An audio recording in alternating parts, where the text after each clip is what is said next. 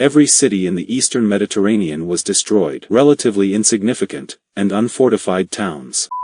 The Late Bronze Age collapse was a period marked by societal breakdown attributed to factors such as environmental shifts, migrations, and city destruction. It impacted a range of regions including the eastern Mediterranean, North Africa, Southeast Europe, and the Near East, affecting civilizations like Egypt, Anatolia, etc. This collapse was abrupt, violent, and culturally disruptive, leading to a significant economic downturn and heralding the onset of the Greek Dark Ages. Key features of this collapse included the fall of the economies in regions like Mycenaean Greece and Anatolia, giving rise to isolated village cultures. Welcome to the place where you'll find your perfect accommodation. If you're the owner of a hotel, motel, or a similar establishment, don't hesitate to reach out for a potential collaboration. Major powers like the Hittite Empire collapsed, while others like the Middle Assyrian Empire and the New Kingdom of Egypt endured in weakened forms. Meanwhile, cultures such as the Phoenicians gained autonomy and influence in the wake of diminished Egyptian and Assyrian military presence.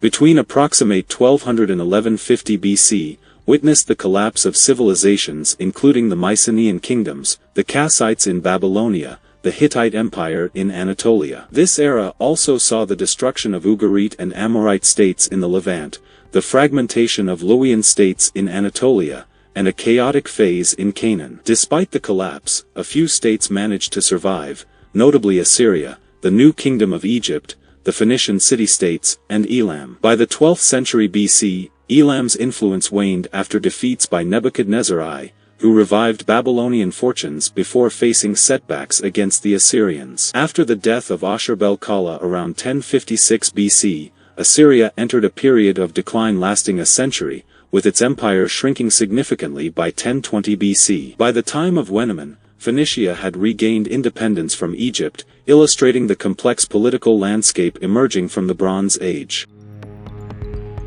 Historians believed that during the first phase of the Late Bronze Age collapse, nearly every city from Pylos to Gaza experienced violent destruction. Robert Drews asserted that within a span of 40 to 50 years at the end of the 13th century BC, every city in the eastern Mediterranean was destroyed. According to Millock, analysis of literature reveals that a portion of destructions attributed to the end of the Late Bronze Age are misdated, based on evidence. Notable sites erroneously included in the list of destroyed cities are Lefkandi, Orchomenos, Athens, Knossos, and numerous others. Further research has showed that cities like Jerusalem were sizable and significant settlements during the pre-Israelite Middle Bronze and the Iron Age periods. During the intervening Late Bronze Age and First Iron Age, these sites, including Jerusalem, were reduced to small, relatively insignificant, and unfortified towns.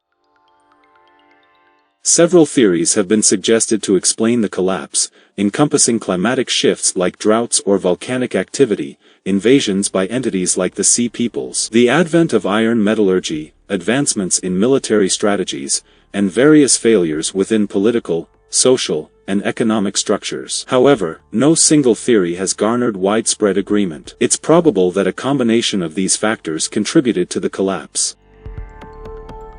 The designation of 1200 BC as the starting point for the decline of the Late Bronze Age originates from the work of German historian Arnold Hermann Ludwig Hirn. In his 1817 History of Ancient Greece, Hirn marked the conclusion of the first period of Greek prehistory around 1200 BC, aligning this date with the fall of Troy in 1190 BC. Later, in 1826, he also associated the end of the Egyptian 19th dynasty with this timeframe. Over the course of the 19th century, other significant events were retroactively linked to the year 1200 BC, including the Sea Peoples invasion, the Dorian invasion, the collapse of Mycenaean Greece, and, by 1896, the earliest mention of Israel in the southern Levant as recorded on the Merneptah stele.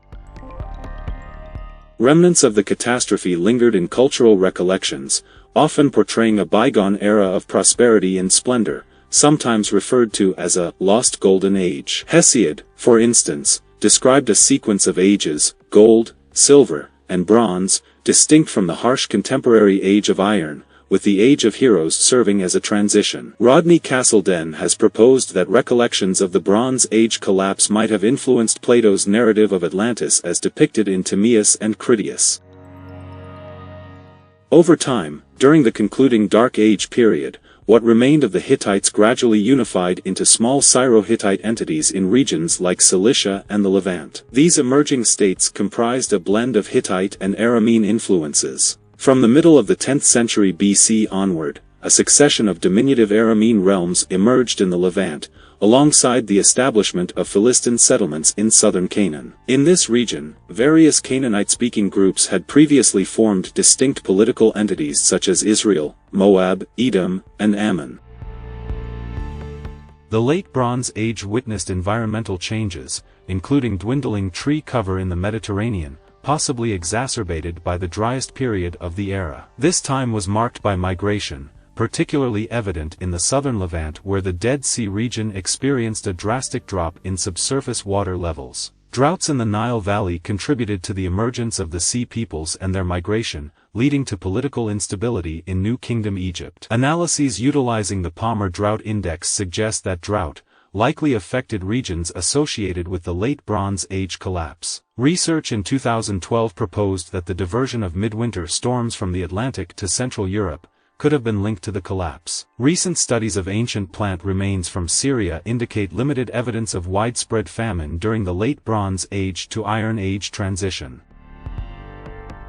Robert Drews asserts that a significant factor in the collapse was the emergence of massed infantry armed with newly developed weaponry and armor. These innovations included cast spearheads and long swords, which revolutionized combat with their cut-and-thrust capabilities, alongside javelins. The sudden prominence of bronze foundries suggests a shift towards mass production of bronze artifacts in the Aegean. Notably, Homer's use of spears to refer to warriors reflects this change. This new weaponry, wielded by large numbers of agile skirmishers capable of overwhelming armies, destabilized states reliant on chariots for their ruling elite. Consequently, this led to a swift social breakdown as raiders seized the opportunity to conquer, plunder, and destroy cities. A theory of general systems collapse proposes that societal breakdown occurs when social complexity exceeds sustainability. In the context of the Middle East, various factors such as population growth, soil degradation, drought, leading to destabilizing traditional warrior aristocracies. The Late Bronze Age was characterized by intricate political, economic, and social structures, rendering civilizations vulnerable to disruption. Critical flaws included centralization, specialization, complexity, and top-heavy political structures. Socio-political events, demographic crises, and wars further strained the fragile kingdoms. Additional pressures, such as piracy by the Sea Peoples and environmental factors like drought and famine, compounded the collapse.